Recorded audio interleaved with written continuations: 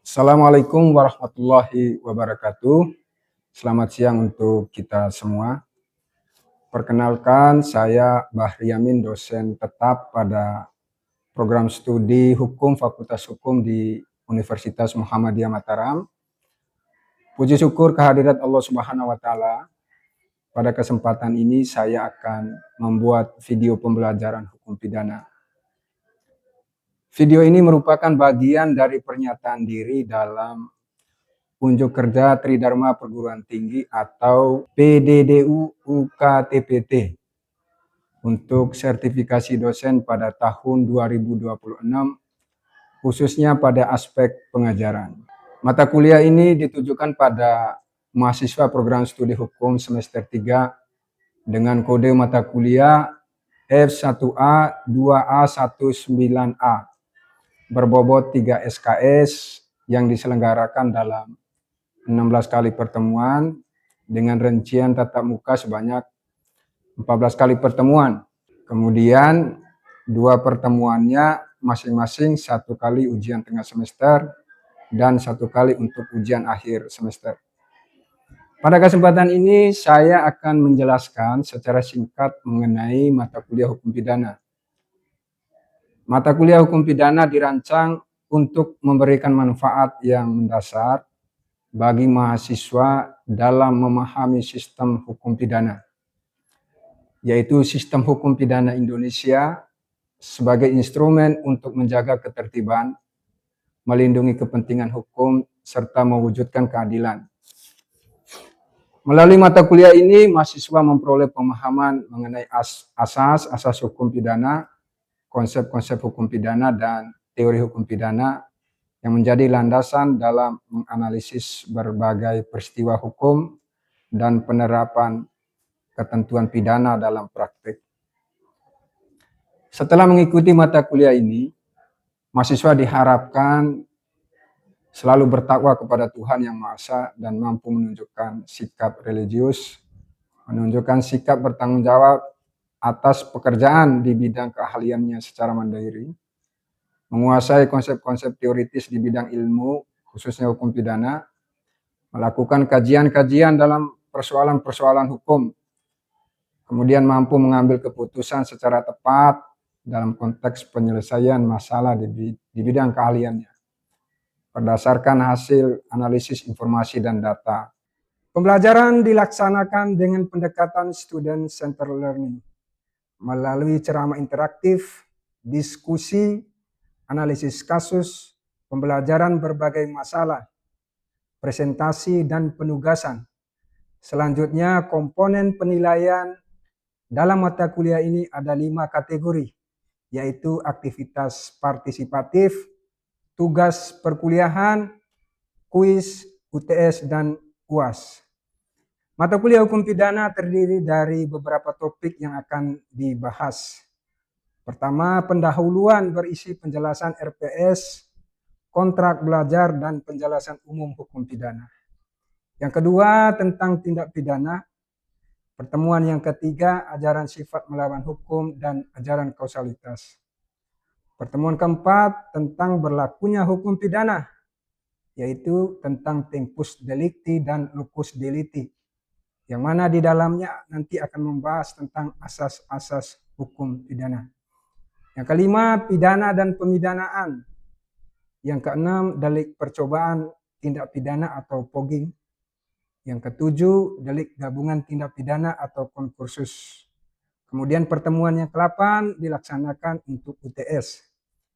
Pertemuan ke-9, delik penyertaan dalam tindak pidana atau delnaming. Pertemuan ke-10, pengulangan tindak pidana atau residivis. Pertemuan ke-11, tentang pertanggungjawaban pidana. Ke-12, alasan penghapus pidana. Yang ke-13, gugurnya hak menuntut.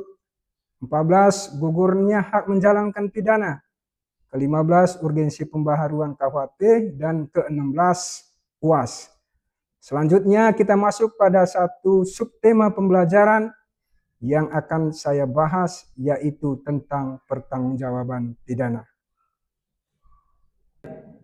Baik. Assalamualaikum warahmatullahi wabarakatuh. Alhamdulillah pada siang hari ini kita masuk ke materi perkuliahan tentang pertanggungjawaban pidana ya. Coba kita lihat definisi dan istilah pertanggungjawaban pidana dari baik secara istilah tadi maupun nanti kita lihat definisi yang dikemukakan oleh para ahli hukum pidana. Kita lihat misalnya apa sih istilah dari pertanggungjawaban pidana itu sesungguhnya? Nah, sebetulnya pertanggungjawaban pidana itu kita ambil dari istilah criminal responsibility atau apa yang kita sebut tadi dengan pertanggungjawaban pidana. Nah, dari istilah ini, criminal responsibility ini saudara sekalian, kemudian dibuat definisi oleh para ahli hukum ya, yaitu yang disampaikan oleh Ruslan Saleh ya. Nah, di dalam definisi yang dikemukakan oleh Ruslan Saleh ini, yang dimaksud dengan pertanggungjawaban pidana itu adalah penerusan celaan yang objektif terhadap perbuatan pidana dan secara subjektif memenuhi syarat untuk dapat dikenai pidana karena perbuatannya tersebut. Itu definisi hukum pertanggungjawab pidana menurut Ruslan Saleh. Tetapi secara umum yang dimaksud dengan pertanggungjawaban pidana itu adalah proses penentuan apakah seseorang yang melakukan tindak pidana itu dapat dimintai pertanggungjawaban pidana. Kemudian kita lihat saudara sekalian, dasar hukum pertanggungjawaban pidana ini kalau kita mengacu pada KUHP lama ya itu ada di dalam ketentuan pasal 44. Namun di dalam KUHP baru kita, KUHP nasional kita, yaitu Undang-Undang Nomor 1 Tahun 2023 tentang Kitab Undang-Undang Hukum Pidana, ini diatur secara spesifik tentang pertanggungjawaban pidana itu mulai dari pasal 34, kemudian pasal 35, pasal 36 sampai ke pasal 45. Jadi dia sudah diatur secara spesifik. Nah, kita lihat pertama saudara di dalam pasal 34-nya Undang-Undang Nomor 1 Tahun 2023 itu berbicara tentang satu asas hukum yang sangat masyhur di dalam hal yang berkaitan dengan pertanggungjawaban pidana itu sendiri, yaitu asas Genstraf Sonderschuld.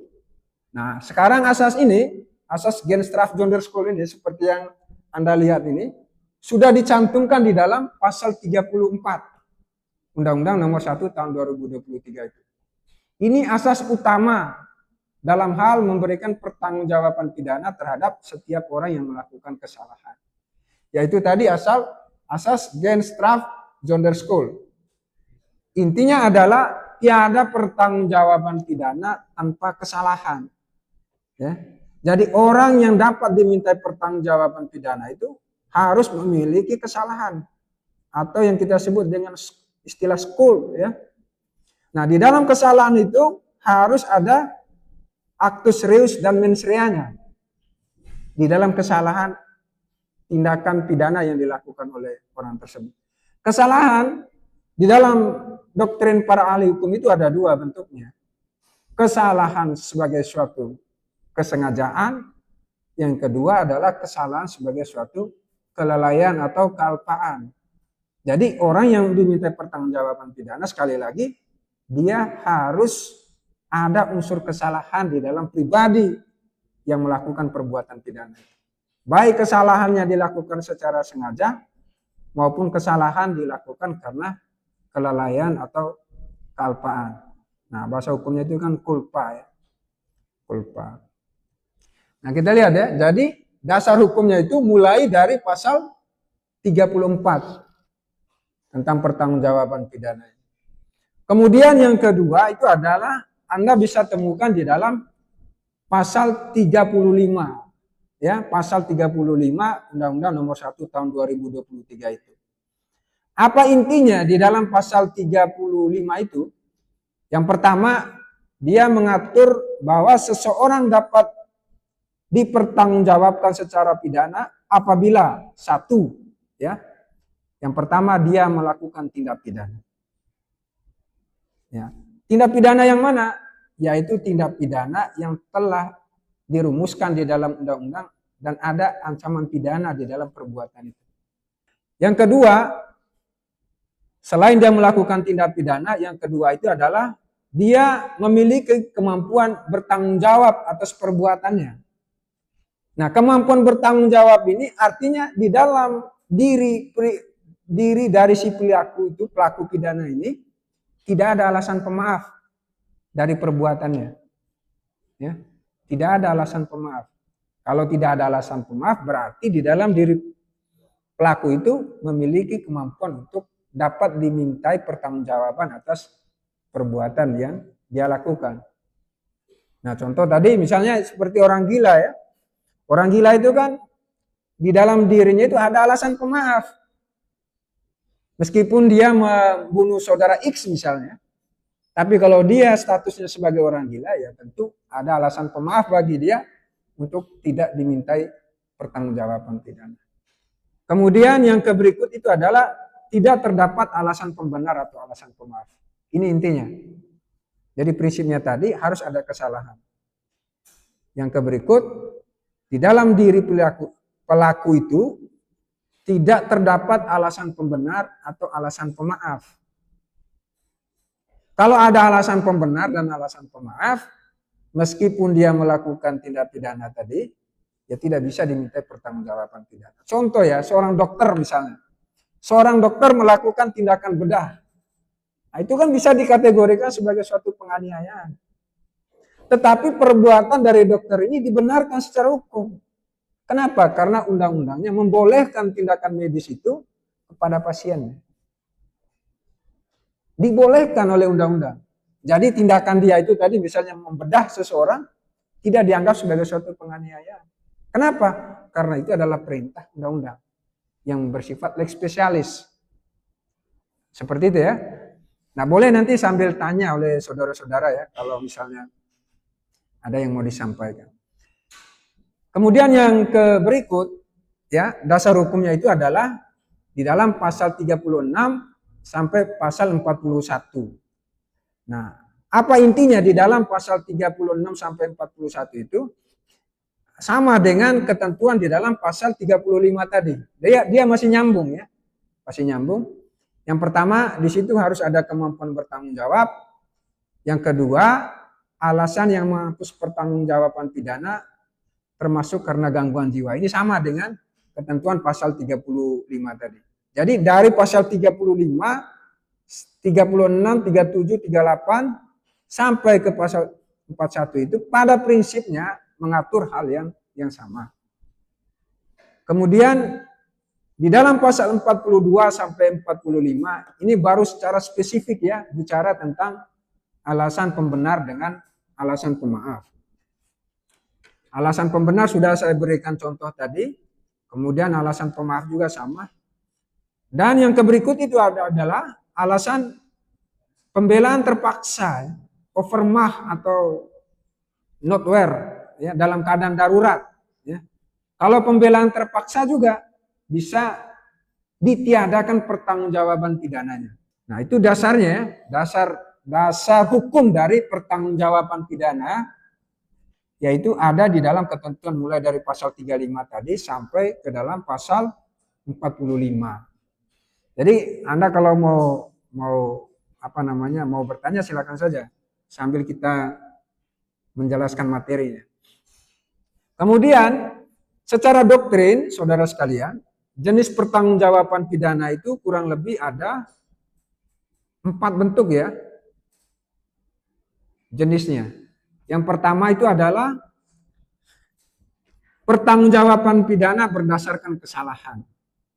Ya tadi ya, baik itu secara sengaja maupun secara kalpa. Itu hal yang utama jenis pertanggungjawaban pidana. Nah, yang kedua yaitu pertanggungjawaban mutlak atau strict liability.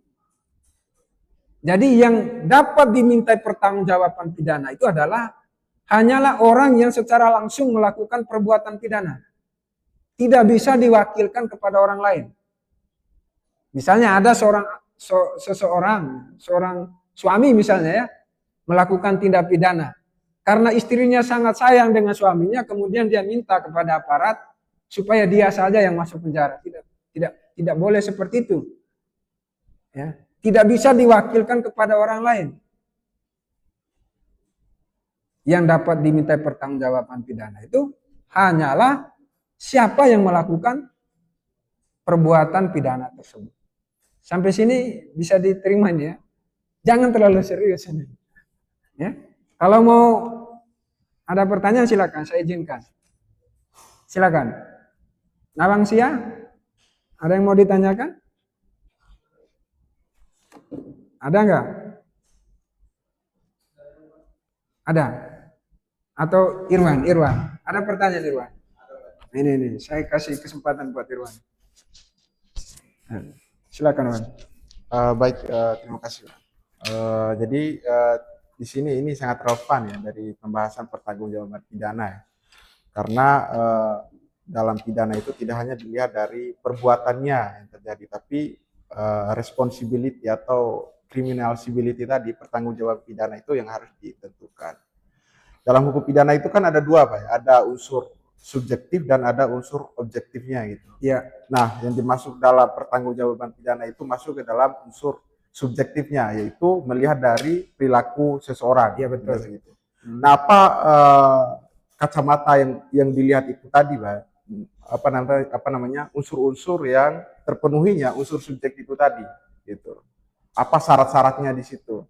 Ya, baik ya. Menurut Bapak ya. Nah, tadi sudah saya sampaikan ya, kalau untuk dimintai pertanggungjawaban pidana itu kan ada dua hal tadi itu kan.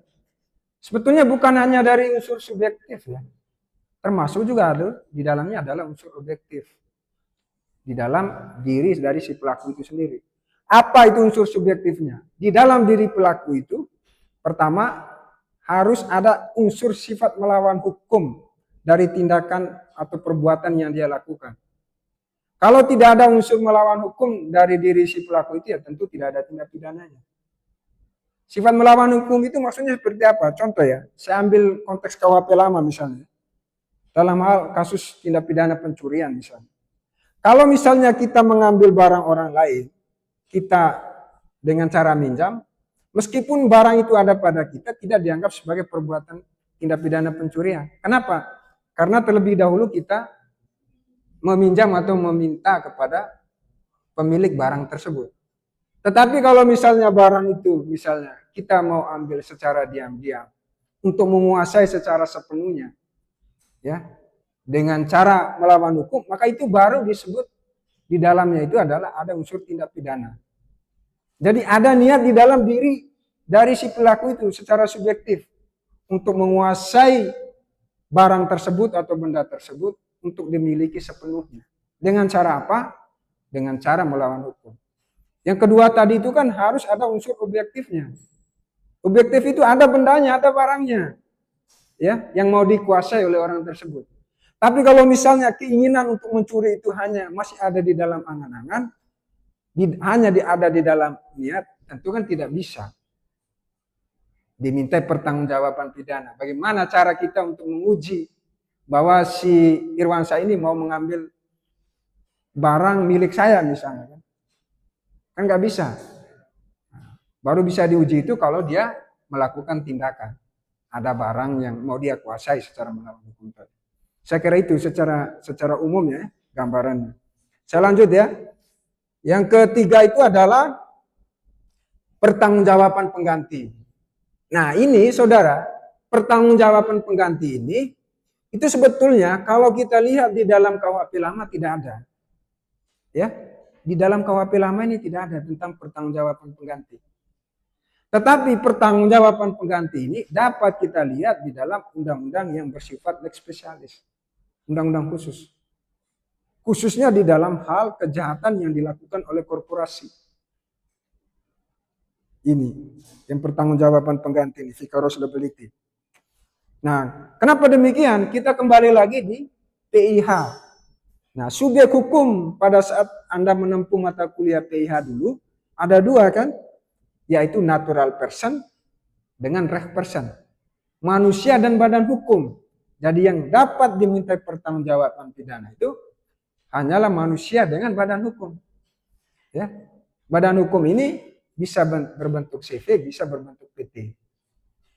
Nah, karena sudah diatur di dalam undang-undang khusus, maka suka tidak suka setiap perbuatan pidana yang dilakukan oleh korporasi itu sekarang dapat dimintai pertanggungjawaban pidana di undang-undang khusus.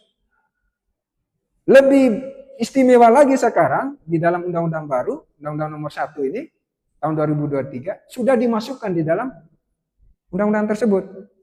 Bukan hanya manusia saja, tapi juga di dalamnya adalah korporasi. Jadi kalau korporasi yang melakukan tindak pidana, yang bertanggung jawab itu adalah pengurus dari korporasi itu sendiri. Nah, itu yang kita kenal dengan istilah vicarious liability ini, pertanggungjawaban pengganti. Nah, itu ya. Itu secara umum ya. Tadi saya sudah jabarkan pengertiannya, kemudian dasar hukum, kemudian jenis pertanggungjawaban pidana, kemudian kita lihat sedikit ya perbedaannya. Bagaimana bentuk pertanggungjawaban pidana dalam KUHP lama dengan KUHP baru ya. Pertama kita lihat dari subjeknya, subjek hukum ya. Subjek hukum yang diminta pertanggungjawaban pidana. Nah, kalau di KUHP lama tadi saya sebutkan hanyalah untuk natural person. Sekarang di KUHP baru baik natural person termasuk juga adalah reh person atau korporasi. Yang kedua, dasar pertanggungjawaban pidana di dalam KUHP lama menganut asas Genstraf Gender School. Termasuk juga tadi di dalam KUHP baru. Di dalam pasal 34 yang saya sebutkan tadi. Prinsip Genstraf Gender School itu sudah dimuat di dalam undang-undang. Kemudian di dalam KUHP baru, asas tidak ada pidana tanpa kesalahan ini ditegaskan, diatur secara spesifik. Ya. Kalau KUHP lama dia tidak diatur secara spesifik. Hanya ada di dalam lapangan doktrin-doktrin ilmu hukum saja. Tapi di dalam KUHP baru dipertegas. Asas ini dimuat di dalam undang-undang. Khususnya pasal 34 yang saya sebutkan tadi. Kemudian yang berikut adalah tentang kesalahan ya. Kesalahan itu ada dua. Ya. Kesalahan itu ada dua ya. Dolus dan culpa. Sedangkan di dalam KUHP baru dia membuat pengaturan tentang kesalahan ini secara meluas. Ya, secara meluas. Termasuk di dalamnya itu bicara tentang konsep kemampuan bertanggung jawab, kemudian konsep alasan pemaaf dan alasan pembenar. KUHP lama tidak ada, diatur secara spesifik seperti itu. Tapi lagi-lagi ada di dalam lapangan doktrin-doktrin ilmu hukum saja. Saya lanjut lagi, kemudian soal tujuan ya, tujuan pemidananya. Kalau KUHP lama, tujuan pemidananya itu lebih berorientasi pada pembalasan. Ya, dia berorientasi pada pembalasan. Sedangkan di dalam KUHP baru lebih mengedepankan prinsip keseimbangan. Ya, sehingga di dalam KUHP baru itu saudara sekalian, kita mengenal ada bentuk penyelesaian perkara dengan restoratif justice. KUHP lama tidak ada. KUHP baru sudah masuk ini. Nah, itu perbedaan yang signifikan antara KUHP lama dengan KUHP baru berkaitan dengan konsep pertanggungjawaban pidana itu sendiri. Nah, oleh karena itu saudara, secara singkat dalam pertemuan sebelumnya ada lagi yang mau ditanyakan? Ayo coba lanjut. Ayo coba. Sambil absen. Ke belakang dulu. Duluan di belakangnya.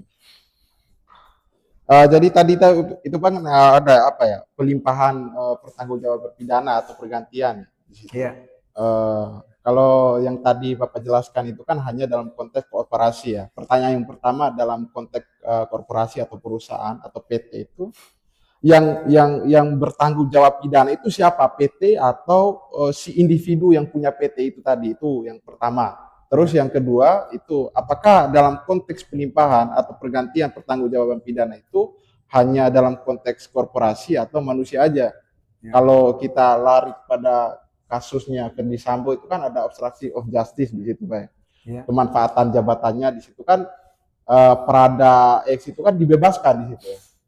Terus yang mempertanggungjawabkan pidana itu adalah Ferdi Sambo, walaupun bukan dia yang melakukan tindak pidana itu, tapi dia yang menyuruh itu tadi. Apakah itu dalam konteks itu tadi itu masuk dalam konteks pengalihan pertanggungjawaban pidana? Itu terima kasih, Pak. Baik. Itu sebetulnya dua hal yang berbeda. Nah, itu kalau kasus yang mantan Propam Polri itu tidak ada hubungannya dengan soal pertanggungjawaban pengganti. Nah, pertanggungjawaban pengganti ini tadi itu berkaitan dengan subjek hukumnya itu adalah korporasi, perusahaan. Ya, kalau perusahaan yang melakukan tindak pidana, siapa yang bertanggung jawab? Kan itu intinya. Dalam lapangan doktrin ilmu hukum sudah disebutkan oleh saya tadi bahwa yang bertanggung jawab itu adalah pengurusnya. Nah, pengurus ini nanti berbeda-beda. Ya, tidak mesti harus direktur utamanya. Misalnya, kalau yang ada unsur korupsinya adalah direktur pemasaran, maka dia yang bertanggung jawab, bagian direktur pemasaran. Seperti itu. Karena di dalam perusahaan itu kan sudah dibagikan tugasnya. Setiap direksi-direksi di dalam perusahaan itu. Ya. Tidak mesti harus direktur utamanya, tapi direktur mana yang bertanggung jawab atas usaha yang sedang dilakukan tersebut. Hanya di situ diminta pertanggungjawaban pidana. Seperti itu. Ya, itu sudah pasti. Makanya di dalam hukum itu kan perlu ada penyelidikan dan penyidikan. Seperti itu. Nah, dalam kasus yang FS yang saudara sebutkan tadi itu terkait ada materi khususnya yang kita sebut dengan istilah dalnemin, turut serta. Nah, terhadap pelaku tadi itu kenapa dia tidak dikenakan pidana? Ya, karena di dalam diri pelaku itu ketika dia melakukan tindakan itu ada unsur pemaksaan yang dilakukan oleh pimpinan atau dia merasa bahwa perbuatan itu adalah perintah jabatan, ya, maka dia tidak dapat dimintai pertanggungjawaban pidana. Tentu harus ada penilaian-penilaian seperti itu. Nah, saya memberikan kesimpulan pertemuan kita kali ini, apa hal yang utama agar seseorang dapat dimintai pertanggungjawaban pidana itu, yaitu ada 4 prinsip utamanya ya, prinsip-prinsip utama pertanggungjawaban pidana. Yang pertama itu adanya asas tiada pidana tanpa kesalahan. Jadi seseorang dimintai pertanggungjawaban pidana harus ada kesalahan. Genstraf Gender School itu baik dilakukan secara sengaja maupun karena kealpaan. Yang kedua, asas kesalahan ya. Syarat utama asas kesalahan ini harus ada actus reus dan mens rea di dalam diri pelakunya. 2 hal ini. Kemudian yang ketiga, asas kemampuan bertanggung jawab. Jadi orang yang melakukan tindak pidana itu tidak ada alasan pembenar maupun alasan pemaaf di dalam dirinya. Kemudian yang terakhir itu adalah asas individualisasi pertanggungjawaban pidana. Nah, yang dapat diminta pertanggungjawaban pidana itu hanyalah siapa yang melakukan tindak pidana. Atau yang kita sebut tadi itu adalah strict liability. Pertanggungjawaban mutlak atas perbuatan yang dilakukan oleh seseorang tadi. Saya kira demikian ya untuk pertemuan hari ini, materi tentang pertanggungjawaban pidana. Terima kasih atas perhatian saudara-saudara. Nanti kita akan ketemu di materi-materi perkuliahan selanjutnya, yaitu khusus tentang alasan penghapus pidana. Assalamualaikum warahmatullahi wabarakatuh.